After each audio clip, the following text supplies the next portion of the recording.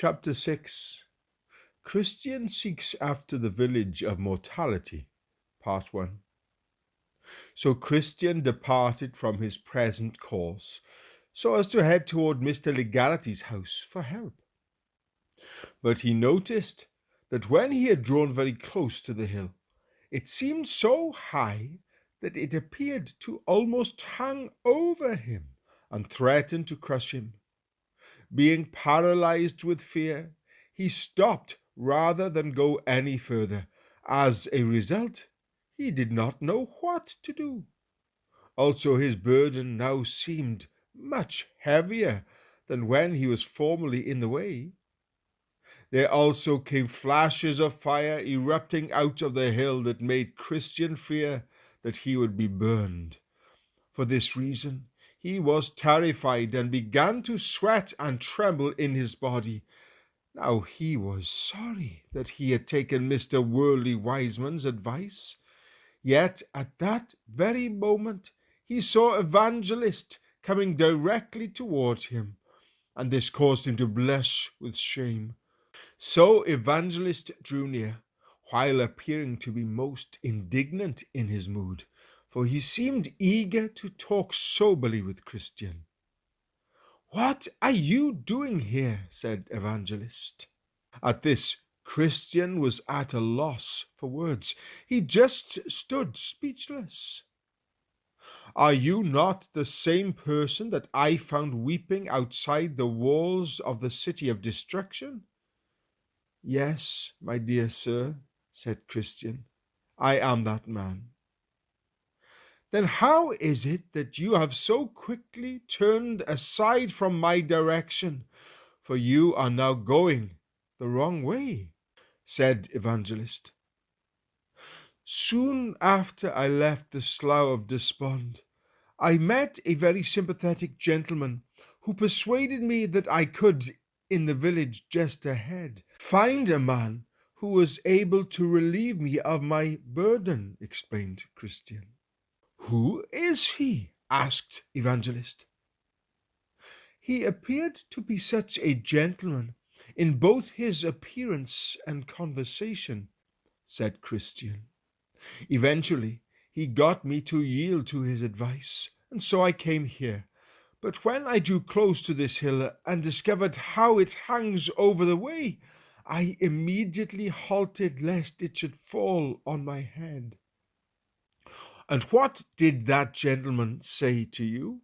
asked Evangelist. Christian explained.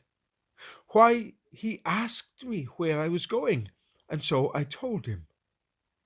"And what did he say to you then?" asked Evangelist. "He asked me if I had a family," said Christian, "and I told him.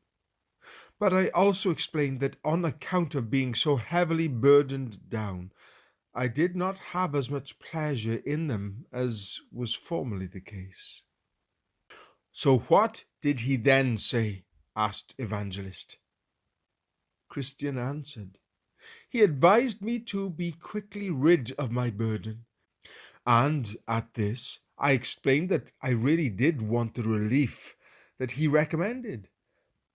I further told of my traveling toward the gate ahead, for the purpose of receiving direction as to how I might reach the place of deliverance. So he said that he would show me a much better and shorter way, being far less troublesome, sir, than that which you counselled me about. So he pointed me to another gentleman's house, where, he explained, there were men well able to take away burdens such as mine. So I believed him, and departed from the way along this alternative route with the hope that I might soon be eased of my burden. But when I came to this place and saw things as they really are, I immediately stopped in my tracks out of fear of great danger, as already described. But now I do not know what to do." "Then stand still for a little while, so that I can explain to you the word of God," Evangelist said. Christian quietly listened and trembled. Make sure that you do not reject he who speaks to you, as was the manner of Israel. For if God's ancient people did not escape judgment when they refused to heed God's messenger on earth, how much more shall we not escape if we turn away from he who speaks from heaven? Moreover, the just shall live by faith. But if any man draws back, my soul shall have no pleasure in him. Then he made specific application. You are the man who, in running into such a miserable backslidden condition, have begun to reject the counsel of the Most High God and withdraw your feet from walking along the way of peace, even to the point of being in danger of eternal perdition. Then Christian fell down at his feet as if dead, lamentably crying, "Woe is me, for I am undone."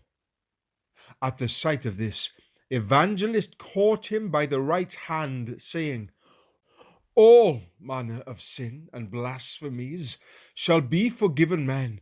Be not faithless, but believing." As a consequence, Christian revived a little more and stood up, trembling before Evangelist, even as he had first done. Then Evangelist continued to speak, saying, "Give more earnest attention to the things that I shall tell you about. I will now show you who it was that deluded you, and also to whom it was he sent you.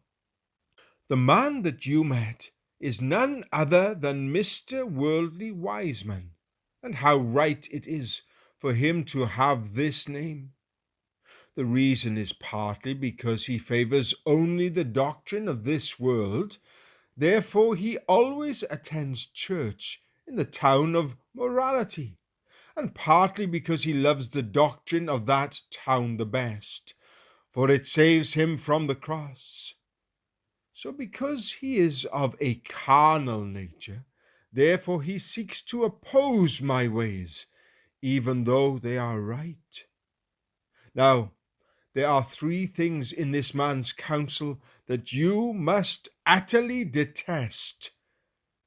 Number one, his ability to lead you out of the way. Number two, his zealous effort to portray the cross as abhorrent to you. Number three, and his directing of your feet toward that way which leads to the administration of death.